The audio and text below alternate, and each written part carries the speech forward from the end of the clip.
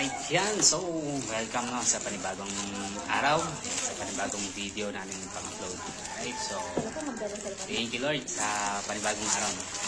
So, ngayon, since magbibiyahe tayo ng malayo, and pag bumabiyahe tayo ng malayo at hindi natin kabisado yung gan, syempre, kailangan natin na mag-navigate. So, kailangan natin gumamit ng cellphone, kailangan natin gumamit ng Google Maps, di ba? Para mas mabilis natin matrace or masundan kung saan or kung saan tayo liliko, saan tayo papunta. Right? Pero syempre, hindi naman kakayanin ng cellphone lang natin. Especially pag wala tayong power bank, di ba? Or kung meron man, di ba? Mas maganda pa rin na aalis ka na full charge yung phone mo and darating ka sa pupunta mo na full charge pa rin yung phone mo. So, ngayon, mag-unpack tayo ng in-order natin sa TikTok or sa online para ikabit natin kay Alpha bago tayo bumiyahe. Kasi nga, syempre magna-navigate tayo. So, siguro may idea naman na kayo ano yun. Tatanggalin mo yun kapag oil dyan. Paano yun? Ano na to? Alright, so umorder kasi tayo ng phone charger. So, yung charger kasi ni Alpha dati, so sira na dahil sobrang tagal, 7 years na. Diba? So, bago pa si Alpha nung kinabitan ko ng charger. So, binila natin siya ng panibago para habang nasa biyahe tayo, ay may magagamit tayo. Lalo pat yung phone ko na mabilis na madrain yung battery. So, kailangan natin talaga to. Alright? So, ito is side mirror type. Okay? So, medyo kuwan lang. Plastic lang, walang bubble wrap, no. Shout out sa seller nito. Wala man lang walang bubble wrap man lang. Kaya yung box, tingnan nyo. Tupi-tupi. Mukhang may basag na bote pa, no. So, tingnan natin. Unpack na natin to. Check natin kung good pa yung item, kung maganda pa. Okay? Sige lang naman ang laman nito eh. Bracket, tsaka yung pinaka-charging unit niya. Okay, so ito na yung pinakakuha niya. Ay, wow, ang galing. Ay, madali. May ballast. So, ang tanong, mukhang wala namang laman eh. Mukhang wala namang laman yung ballast nito. Pero, cute lock. Madali na siya kasi pwede mong tanggal na. USB, yung jack. Yan o. So, may lock din siya dito sa part. Diba? So, iti-twist mo lang, tatapat mo lang siya, pag isasaksak mo. Ayan. Ayun. Then, ilalak. Okay na. Okay. And then, meron siya ditong switch. So, may ikuha na rin siya, may takip na rin siya, so hindi siya mababasa. Yan o. So, rubber. Ayan. Okay. And may cover din yung pinaka-charging port niya. Meron siyang dalawang slot. Yan. And may rubber na cover na siya.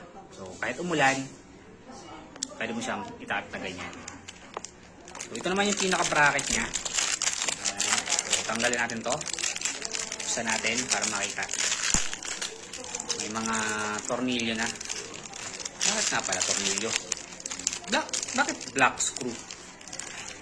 Okay, so kapit na may dalawang black screw na nakasama. So, hindi ko alam kung bakit black screw, kung para sa yung black screw. Tingnan mo natin. Ang disadvantage lang, plastic. Plastic siya. Pero side mirror mount siya. Pwede mo siyang i-mount sa side mirror. So, check natin kung paano.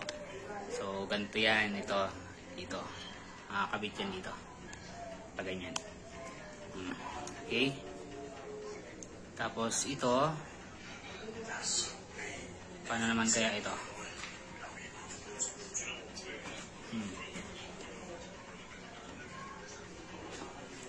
Ano ba to? So, alamin natin no, kung paano.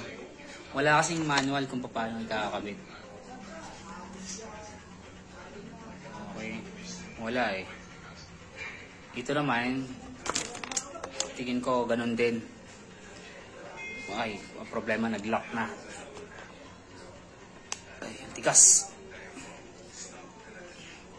Alamin natin. Ayun. Tanggal. So, saka siya. Okay. Okay, goods. Pangkwan siya. Kung sa handlebar, kung may kabitan kayo, pwede isaksak na ganyan, mount sa paganyan. Kung wala, so dun kayo sa side mirror. Sa side mirror mount nyo siya, paganyan.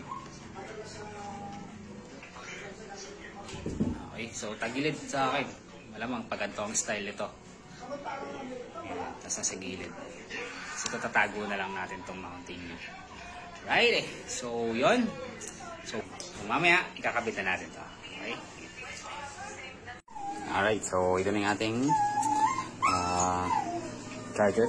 So dito natin nga ikakabit. Ito yung dating bracket ng lumang charger niya. Meron kasi silang charger dito. Anong ginawa? Tapos nung nasira yun, naglagay ako nun dito yung may voltmeter. Pero ito yung pinakauna ko. So ngayon dito lang ulit siya natin ilagay.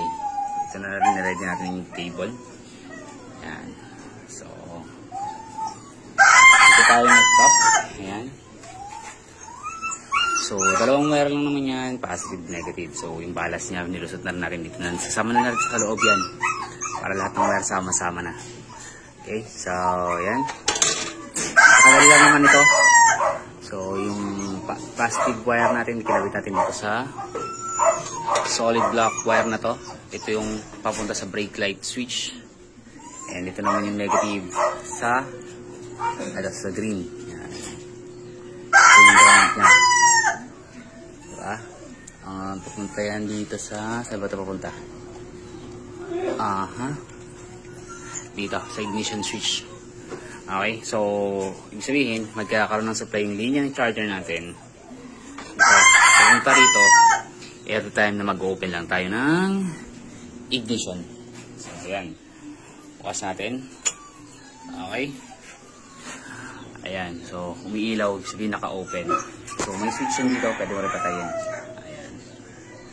Pero, dapat lagi siyang buhay para natin. Ayan. Try natin patayin yung ignition switch. Pag napatay yung ilaw, sabihin mag-ayos yung connection natin. Okay. So, patay. Ngayon, open. Okay.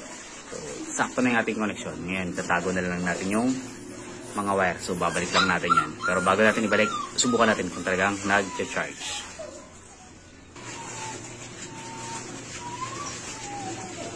Okay, so ito na yung ating phone. Yan, naka-off ulit.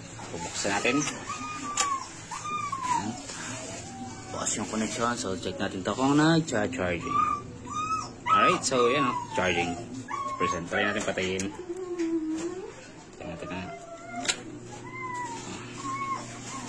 Wala. Buksan natin. Ayan na. Okay, so nakaka-note charging. Ngayon, patayin ko dito sa switch niya. Okay, nawala. Buksan natin ulit. Button switch. Ilaw. Charging. Okay, so yan na. Goods na ang ating charger. Okay? So, ngayon, tago na lang natin yan.